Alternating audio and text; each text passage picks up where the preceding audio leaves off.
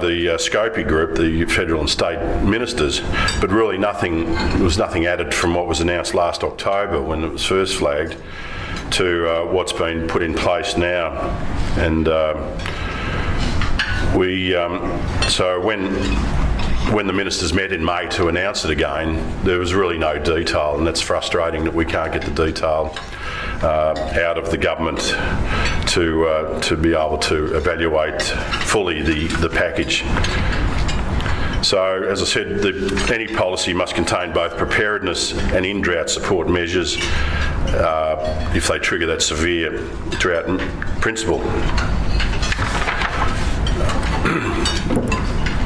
The budget. Now, it was interesting. I went to an industry breakfast the morning after the budget, and Andrew Metcalf, the Secretary of the Department of Ag, Forestry and Fisheries, was the guest speaker, and he spent 5 minutes. He had half an hour, but he spent 5 minutes talking about the budget, and then moved on to talking about his department. And unfortunately, that was 5 minutes that all he could think about to talk about the budget.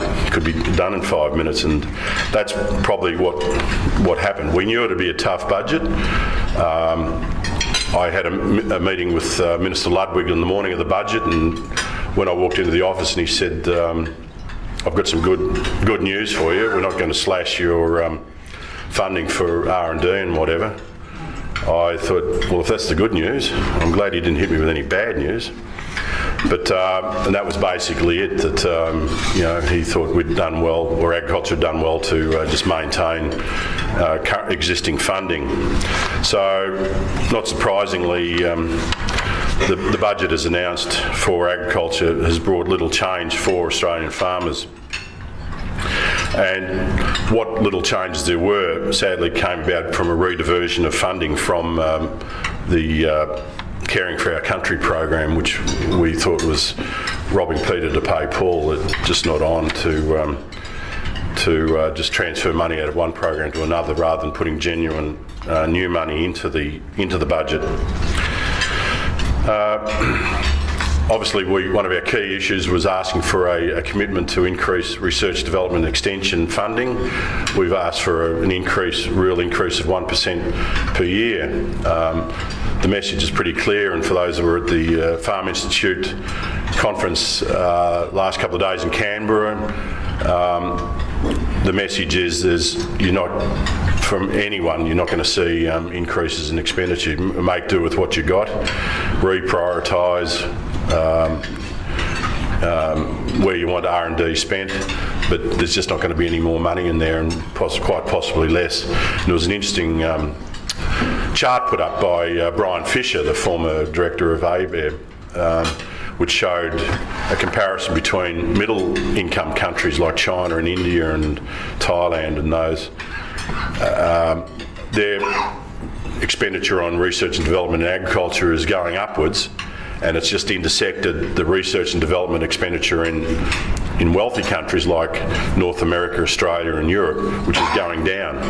So the situation you've got now is these middle countries are now basically spending more money on R&D than the wealthy countries. So they'll be in a position to dictate where technology is being developed and what happens to it into the future, and it's something we must keep in mind. So, as I said, we didn't get the R&D expenditure. We're just being told we're going to have to be more savvy with what we've got now and reprioritise, maybe cut down the number of projects by 50%, 75% and spend more on those projects. But in agriculture, we're really anything spent on water efficiency research, soil, fertility, all those sort of issues are really important to all farmers, so it's going to be very hard to identify that. There were some minor measures out of the budget that we welcomed, the continuation of funding for the Fair Work Ombudsman, and there was several $1 million announced to assist job seekers relocate to rural and regional areas, especially apprentices. But that's to be shared with the mining sector, so I can guarantee who's going to get first grab at that money. There was also the announcement, I'm not sure whether it was new money or just a re-announcement of up to $24 billion of investment in road and rail infrastructure around Australia. Now, obviously, it's a lot of that's in rural and regional areas, so it will have an effect for agriculture and being able to better move our products and resources around. So we do welcome that, but it's over a long term. So overall, not much in it for agriculture. And the other concerning thing is there's really nothing out of the government about a longer term plan for agriculture and for the strategic direction of agriculture in Australia into the future. And that's even allowing for the food plan announcement. But unfortunately, the same goes for the opposition. Even though the leader, Tony Abbott, acknowledged that agriculture is one of the 5 central pillars in the economy, there was not one mention of agriculture in either his reply to the Treasurer or Joe Hockey's reply. And when we took this up with the opposition, we just got told that they're about cutting red tape, axing the carbon tax, which is something we do welcome. But again, nothing about reprioritising agriculture into the future. So we've obviously got a long way to go with all parties on that. As I mentioned at the beginning, the Blueprint Forum was held in Canberra this time last week.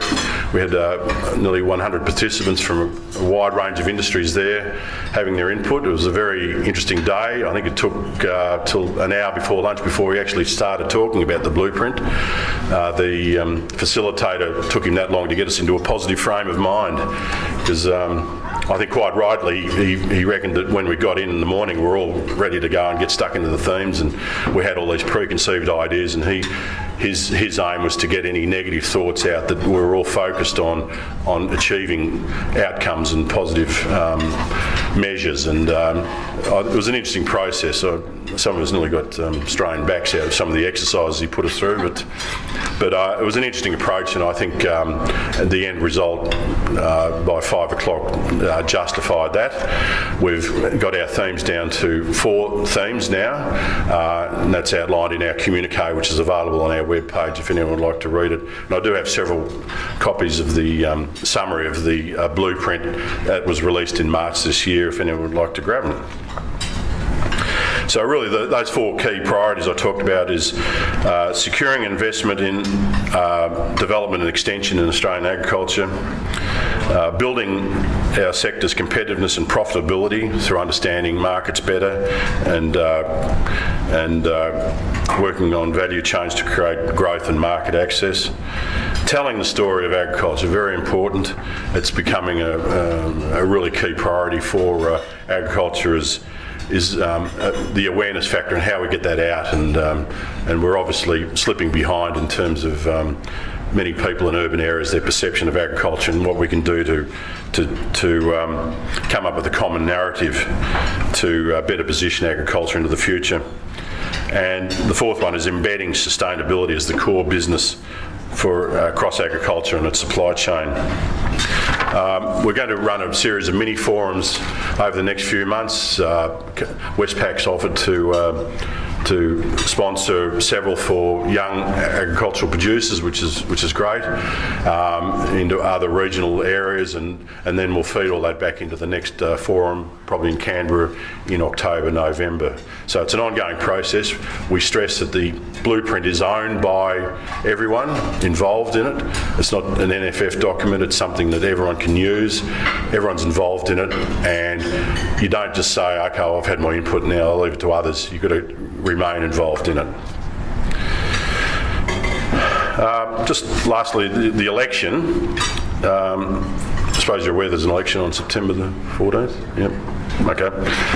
I think by then we'll all been anaesthetised to it, but we released our election platform back in February, and have been lobbying politicians ever since on that. Basically, we want sensible strategic policies and initiatives, and and we do want to see a focus on the longer term needs of the agricultural sector. And as you're aware, governments tend to be locked into 3-year cycles, and it's very hard to get them to think beyond that, and that's a key aim for us. So our 5 key goals are growing Australian agriculture by reprioritising it. We just don't want to be taken for granted. It's as simple as that. We're fed up with being told that, yeah, very important, but don't worry about it, we'll deal with you later. So it's just hammering away at that. Investing in research, development and extension, as I've mentioned. Increasing competitiveness and profitability for farmers and across agriculture. Building a stronger workforce, still a critical issue. Labour shortages, skills shortages and whatever. And also working at a school end and encouraging more people into agricultural careers, and doing a lot of work at the primary school end too. It's not just, often by the time you get to secondary school, it's too late. You need to start at the primary school end. And fifthly is balancing agriculture and the environment. So just ensuring that our natural resources continue to be managed in a sustainable and viable manner. So we're driving all this. We've got meetings lined up for the next 2 or 3 weeks, and with politicians, both the Senate and House of Reps, all political parties, just keeping the message going. You're probably aware of the National Food Plan that was released by the Minister in Brisbane, last Saturday. Again, a long-awaited plan, one we welcome, because in our submission to the government on the food plan, we asked for a range of factors, and at least 5 of those were picked up and are in the food plan. It's the resources committed at this stage seem quite small, around $40 to $50 million, but at least it's a start, and we'd like to see that there's flexibility at the top end, that if some of the programs do run out of money, that they're quickly further funds are put in. So it's mainly helping producers and downstream access markets, understanding markets, especially in Asia, but just how to build relationships, and it's a start, and we'll hopefully build on that. And we're also seeking a response from the opposition to see what their attitude to the food plan is, and whether they'll carry it on if they win the election in September or not. So as you can see, a wide range of issues, something we've got to remain focused on, know where we are, and reminds me of the story of a gentleman who walked into a store and asked the shop attendant which aisle was the Guinness beer stocked. And the shop attendant looked at him and said, "Oh, you're Irish." And the man really blew up at this, and he said, why are you pointing out that I'm Irish? I mean, if someone came in and said they wanted sauerkraut or German sausage, would you say, "Oh, you're German"? Or if someone came in and said, "I wanted to know where tacos are kept," do you say he's Mexican? Or someone comes in and asks where sushi is, do you say it's you're Japanese? Why are you picking on me, saying you must be Irish because I asked where the Guinness is? And the shop attendant sadly looked back at him and said, "Because this is a Bunnings store."